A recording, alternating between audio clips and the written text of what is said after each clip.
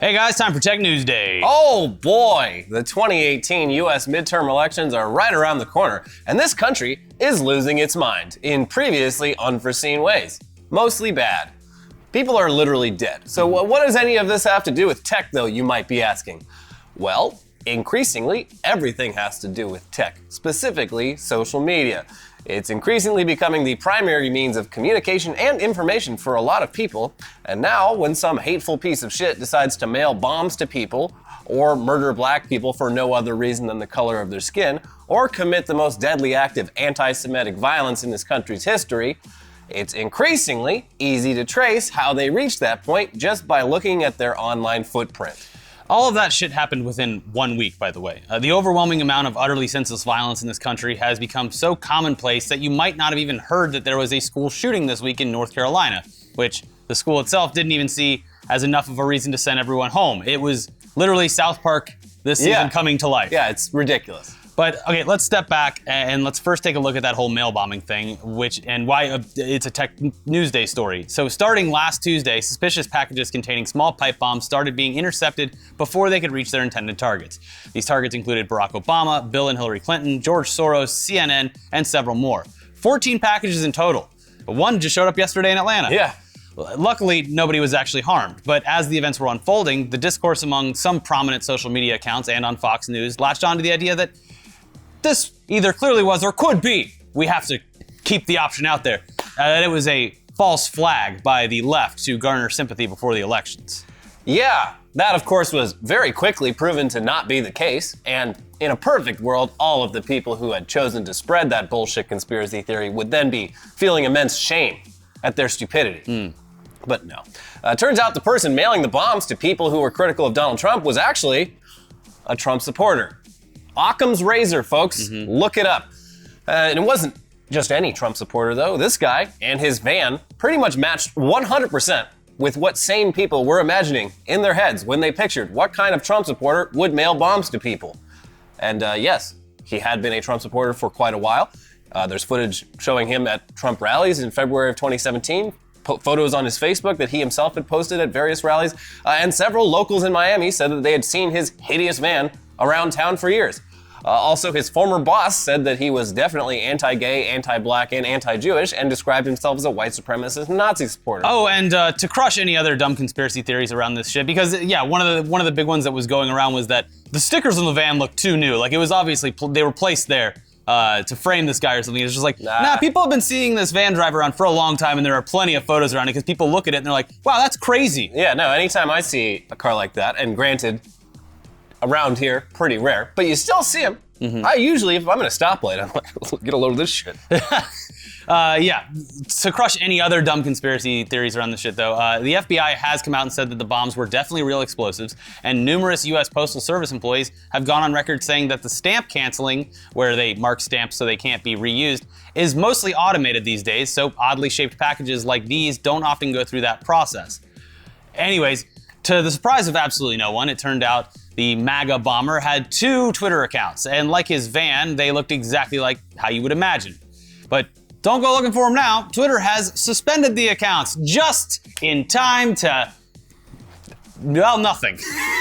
The guy, he's probably gonna spend the rest of his life in prison away from a computer. So great job, Twitter. Yeah, we did it. On top of the ball there. Cha-chunk. Yeah. Yeah, it also took Twitter hours after people actually discovered his accounts before they suspended them. And during those hours, Democratic Party strategist Rochelle Ritchie realized that, this MAGA bomber guy had actually previously replied to one of her tweets with some very thinly veiled threats of violence. She, at the time, had used Twitter's report feature to report his account for abusive behavior, and in typical Twitter fashion, they had thoroughly reviewed the report and concluded that nothing bad had taken place. This kind of shit happens all the time on Twitter.com. Their moderation is wildly inconsistent and ineffective. This might be the first time, though, that a user repeatedly threatened political figures with violence, got reported, didn't get punished, and then ended up trying to commit terrorism. Now, Twitter has now, of course, come out and said that they made an oopsie-whoopsie, and that the tweets Rochelle Ritchie reported definitely did violate their rules, and that, quote, "We want Twitter to be a place where people feel safe, and we know we have a lot of work to do. So we're getting rid of the favorite button or the like button." They're not actually doing that, but yeah, that's like, What a great answer. Shut up, Jack. This all rings pretty hollow if you've actually used Twitter at all over the past couple of years. So there you go. And then, the tweet to Rochelle Ritchie was just one of several such tweets. He also sent similar tweets threatening Joe Biden, Maxine Waters, Jim Carrey, and Ron Howard, all essentially saying he was going to take them out on his airboat in the Everglades to feed them to alligators. Subtle. Mm-hmm. It's a ridiculous threat, but the guy did end up mailing bombs to a bunch of people to try to kill them, so I reckon he was serious. Yeah. I bet he probably would have fed those people to alligators if he had the chance. Yeah. Turns out, though, Jim Carrey doesn't spend a whole lot of time down in the Everglades, so bombs it is. Yeah, and if he did, he would just put that mask on and bounce away in a comic fashion. Boo-ba-doo. Yeah. Yeah, so Twitter, they really need to start sucking less at moderating, but also maybe Twitter should just stop existing along with Facebook and all other social media, because it's pretty clear that people are getting radicalized in their social media echo chambers where misinformation, paranoia, and hate are all just running wild. Gritty has turned me into a communist. Yeah. But while many people on the left might look at Twitter and conclude that it's a hellscape full of other MAGA bombers in the making waiting to snap, other people might look at Twitter and decide that it's not hateful enough for their tastes. That's how Twitter competitor Gab was born. The lamest name for what I just want to Gab. What ended up being a pretty extremist platform. Yeah. Yeah, it's Gab. Just a couple Klansmen out here just gabbing away. Yeah. To be clear, Gab didn't market itself as a hate platform, but rather a free speech platform. It's just a coincidence that they somehow ended up mainly hosting accounts for far-right extremists. One of those far-right extremists, it turns out, is the guy who walked into a Pittsburgh synagogue on Saturday, shouted, "All Jews must die," and murdered 11 people, wounding another 9. Yeah, the thing with sites like Gab is that they popped up because people were getting banned off of other sites like Twitter and Facebook. Yeah. So it was a safe space for them to go and express their views that would typically go against the grain anywhere else, with the barometer being basic public decency. Mm-hmm. But so. I thought safe spaces were for libtards and S-jows. Well, and Gab does actually, it had in their terms of service that threats of violence, not okay. So I guess it's not free speech after all. Yeah. They have actually banned, they banned one white supremacist for doxing another white supremacist. It's a lovely website. The guy's profile on Gab looked exactly like you would imagine the social media profile of a guy who ended up murdering Jewish people would look like. His bio contained "Jews are the children of Satan," and his header photo featured the number 1488, which is a popular neo-Nazi code for the 14-word slogan about securing the existence of white people, and 88 referring to the 8th letter of the alphabet, H, meaning Heil Hitler. It's like the 3/11 conspiracy theory in the 90s, but actually real. Mm-hmm. His posts were, unsurprisingly, mostly about how he hated Jews. And now, following the revelation that this terrorist had been loudly broadcasting his anti-Semitism on Gab without any fear of being silenced, Gab has had its PayPal and Stripe accounts terminated. It had its web hosting suspended, and GoDaddy has pulled their domain. All of this has resulted in Gab.com no longer taking you to a social media network, but rather a statement from Gab's CEO complaining about all of this and reassuring users that they'll be back in a few days. It's a good honey trap at this point. That's what, at this point, it's like, don't bother shutting it down, because they're gonna bitch and bitch and bitch. Leave it up, but also just have it connected to the FBI's headquarters. Just make a fucking list. So anyway, Gab getting silenced has led to lots of valuable discussion over on Twitter about how this is censorship and should be illegal or something because it violates free speech. It's pretty much just a continuation of the same stupid conversation we were having back when InfoWars started losing all of its accounts. And it's stupid because most of the people saying this shit are the don't tread on me libertarian types who would normally be all about the idea that businesses have a right to refuse service to anyone for any reason. These companies are not preventing anyone from speaking freely, they're just refusing to allow you to do that while using their services. And it's not even just because they don't like you, it's because they don't want to be associated with you, because that association could likely cause them to lose business because they appear to be complicit. Which is kind of exactly what happened with Gab. Yeah. Social media companies have been actively deplatforming accounts sympathetic to terror groups like ISIS for years, despite saying nice things about ISIS not itself being illegal. Oh, and ironically, Gab's account on Twitter.com, it remains active. Yeah. They built Gab specifically to get away from Twitter.com. But how else will they market? Here they are. Using the incredibly easy and targeted tools that Facebook provides? Yeah.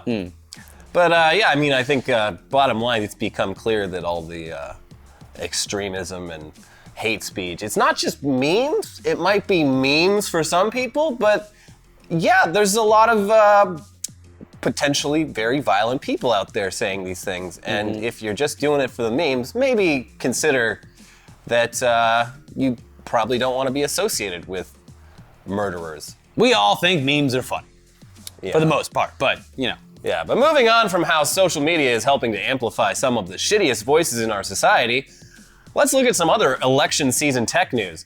Like the fact that voting machines deep in the heart of Texas, sorry, I can't clap because I got this thing on, but voting machines deep in the heart of Texas seem to be changing votes for Democrat Beto O'Rourke to votes for Republican Ted Cruz. Stories of this happening to early voters started appearing on social media and in the news last week, with multiple users saying that despite selecting the option for a straight ticket Democrat, which would presumably automatically vote for all the Democrat candidates, on the final summary screen, they would notice that their selection for U.S. Senator had been changed to Lion Ted. They're both lying. They're both using their fake names. That is, I mean, that whole debate is so fucking dumb. Yeah, it's a very dumb. It's a very dumb problem to bring up, especially when you don't use your actual real name, Ted. Yeah. So what's going on? Raphael, I should say. Raphael. So yeah, what the fuck's going on here? Is this some sort of Texas Republican conspiracy to trick Beto O'Rourke supporters into voting for Lion Ted? Ted? Well, no. No, it's not. But it does help highlight why digital voting machines are stupid and should probably never be used in elections. The Texas voting machines in question are all Hart InterCivic e-slates. They're voting machines that have been in use in Texas for almost 20 years. Would you like to go use a computer from 20 years ago and think everything's going to be working up to par for your standards? Probably not. No. They've been in use for 20 years. So they're old, they're very slow, and their interface kind of sucks. So what's apparently been happening here is that while the voting machine is slowly loading up the final summary page showing a voter all of their choices before they submit it, if the user touches any of the buttons, it's actually manipulating the votes on that final screen before the screen actually loads, specifically the election at the very top of the list for US Senator. The company behind the ancient voting machines is calling this user error, of course, but that's not really fair. This is bad and outdated design. There's no on-screen message saying don't touch anything while this page loads. The controls don't turn off while the page is loading. Also, if you've ever had a problem with your cell phone where a page is stuck or doesn't load or anything, what do? You keep fucking trying to press something. Yeah. If it looks like it's broken, maybe you want to cancel and back out. Pretty natural response. The controls, it's just like Red Dead Redemption. These controls are trash. The controls, they don't turn off while the page is loading. That is not user error specifically, it is shitty, bad design. And if it were something like an airport ticketing interface or maybe an ATM or something, it would be very annoying. But this is an election, and that makes it even worse. Yeah. Luckily, the number of people complaining about this issue is absolutely tiny compared to the number of people voting in Texas. And now that it's been publicized in the news, hopefully people going to vote are aware of just how janky these machines are. But hey, how about this? What if we just did away with these fucking machines altogether and used paper ballots instead? But then we get a hanging Chad. Well, I'm talking the ones we have California. It's literally a fucking Scantron. And the hanging Chads are bad. Yeah, every year we talk about how some 12-year-old script kiddie was able to hack into one of these fucking machines in a matter of minutes at a hacking convention. And that's bad enough, but then you also have stuff like what these Texas voters experience. Bad design that makes it hard to just cast your votes, and also makes people paranoid about whether their vote even matters. And it's also just kind of plain stupid that Texas insists on using digital voting machines while also not allowing anyone to register to vote online. So you have to physically or through the mail register to vote with paper and pen, and then show up to digitally vote on this ancient fucking Palm Pilot shitty interface bullshit. Well, the other argument too is it's like, yeah, we could upgrade all of these machines, but there's nothing in the budget to do it. Yeah.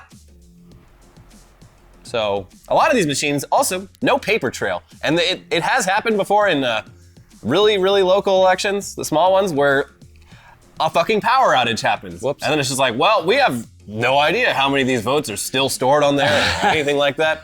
Whoops. Yeah. Well, Plain as it lies. And finally, in non-political tech news, Tesla revealed that it finally had a profitable quarter for the first time in 2 years, which might explain why Elon Musk said on Twitter that his funding secured tweet that cost him $20 million in fines was worth it. Worth it. Did it for the memes. And the lulz. Lulz are very valuable. And he can afford a lot of lulz. Regardless of how you feel about Musk, the fact that an all-electric car company is actually making money, that's very, very good news. It shows that the populace in general has an affinity for maybe saving a few bucks on gas mileage. Yeah, and it's gonna make other car companies actually sit up. They no longer have the excuse. I'm sure in automotive boardrooms across the world, they say like, well, we shouldn't make more electric cars because look at Tesla, they're burning money. Now they can't say that. Yes. Now here's some not so good news though. The American Automobile Association, aka AAA, they recently released a study pointing out something that's actually kind of obvious when you think about it. The more autonomous we make our cars, the more expensive it will be to repair them when they get into minor fender benders. Yeah, so ideally, hopefully in the not so distant future, the vast majority of vehicles on the road will be fully autonomous and will work perfectly, thus eliminating car crashes altogether. In the meantime, though, humans are still driving most of the time, even with assisted driving features like what you'd find on a Tesla. More and more cars come equipped with advanced driver assistance systems like emergency braking, blind spot monitoring, parking assist, and adaptive cruise control, and those all work thanks to sensors, many of which are conveniently located in parts of the car that are very likely to get bumped in a minor accident. And then when you rely on it and it gets maybe screwed up, even though it was just a minor fender bender, might not work after that. Yeah. Which is scary. I mean, it's already kind of baffling to me how many people out there don't know how to parallel park. Well, Elliot. Good for me, though. The spots are mine. From a person with experience that grew up in Florida, in a city that isn't major, I did not know how to parallel park until I got to Los Angeles, because why would you ever parallel park in the city and state that I grew up in? There's parking spots everywhere. It was just, hey, there's a swamp, now it's a parking lot. Yeah. A friend of mine from Ohio had the same thing. Whenever I was with him, he'd make me park his car for him. You know, it's funny though. They have a lot of parallel parking like in Tampa now, and when my parents go up there, when I'm like driving like a rental car or something, I'm like, hey, watch this. You like that? Wow! You did that in 2 turns! Damn, my son's grown up. Anyway, yeah, having all those sensors in all of those easily bumped parts of the car, it creates situations where what used to be a simple repair costing, I don't know, a few $100, they can now end up costing thousands because you've got to replace and recalibrate all those cameras and sensors. That's not to say that this isn't great, how much the car tech has advanced, but it is a shitty side effect that we're all gonna have to just increasingly get used to until we're in a post-driver society, which is still likely decades away. Here's my solution. The person with the non-autonomous sensors, their insurance company has to fucking pay for it. Because you're making everyone else on the roads unsafe because of that. Well, with these like features, it's like, yeah, Tesla can like stay in the lane and shit, but like you can still get into a car accident that is 100% the Tesla driver's fault. Oh yeah. I'm saying like if it is their fault, like they run into the back of you or something like that, and they damage some sensors, like they should have to pay the entire full price. I think that's and usually no deductible. And none of this deductible shit. Deductible. Oh yeah, the repair costs $501, so the insurance company's gonna take care of that dollar for me. Mm-hmm. Oh, thanks. In other news, a report from the Wall Street Journal, or your car fucking burns down and you have to pay the deductible even though you weren't even there. Yeah, you really got hosed there. No, the car should have got hosed. But they couldn't hose it because it was an electrical fire. Another news report from the Wall Street Journal on the company culture at Netflix seems to indicate that working at Netflix totally sucks. Maybe that's why they're paid so well.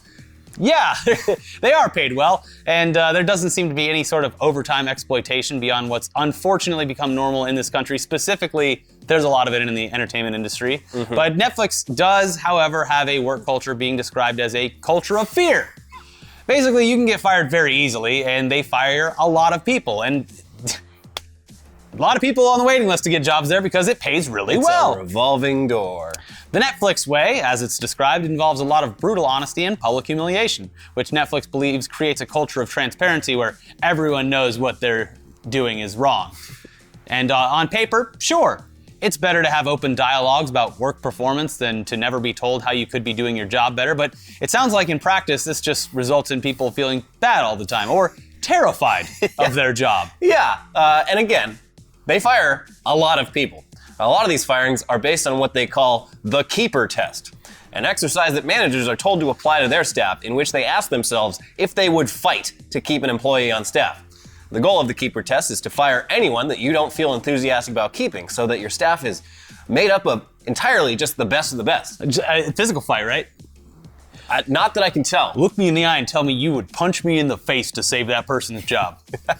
I mean, I'd punch you in the face to not save someone's job. You're fired. I solved the keeper test. Now I have your job. Yeah. So anyway, the keeper test, it's pretty brutal, but I guess it makes sense from a business perspective, at least in theory.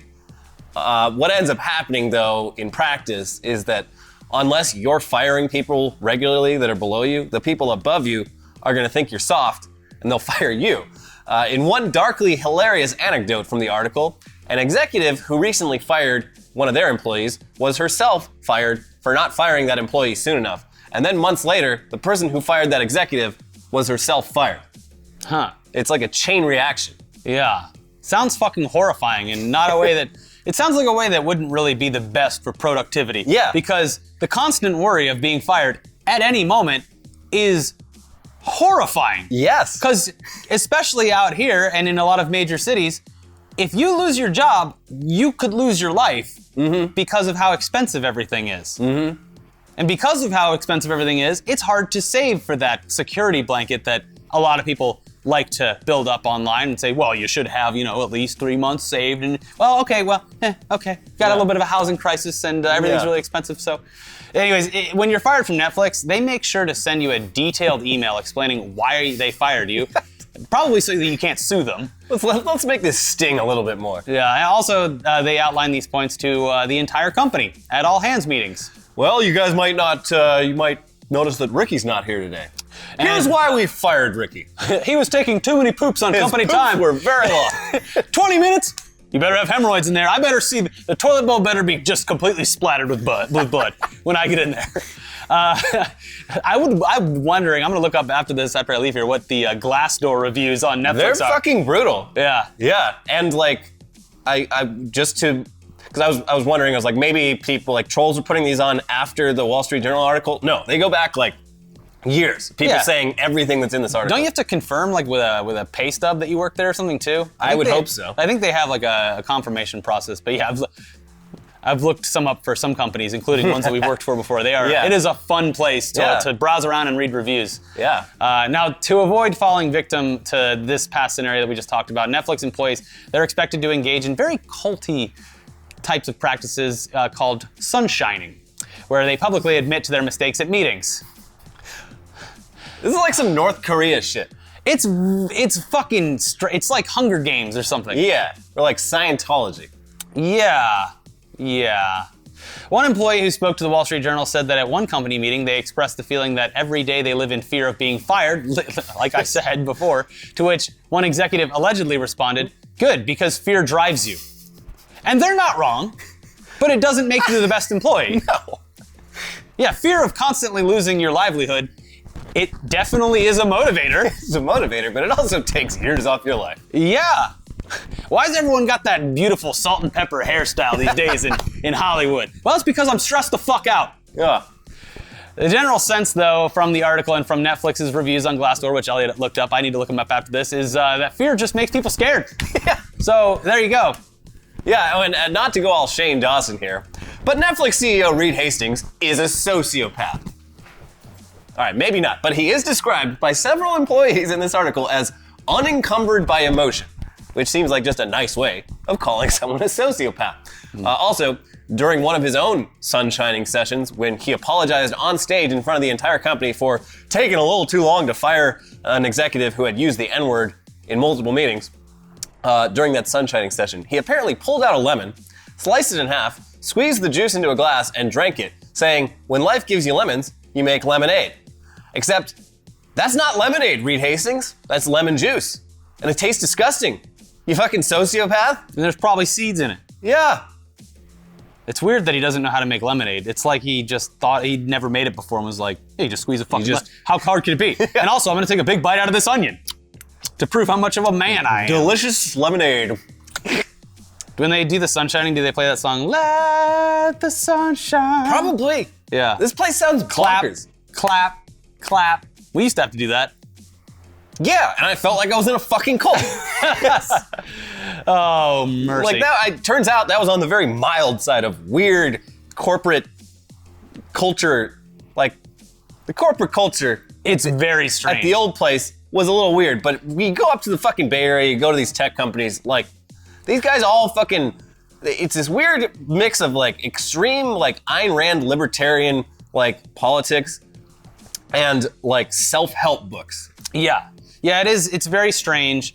And it is, you brought it up recently to say that they really try, and it comes off cultish, but they really try to make the company culture seem like it's a big family. Yeah. Because you can't see your fucking family or anything because you're working it's so... psychological manipulation. Yes, that's what it is. To make you feel a sense of like duty Yeah. that you shouldn't have to be tricked into feeling if your work is good and your company is treating you well.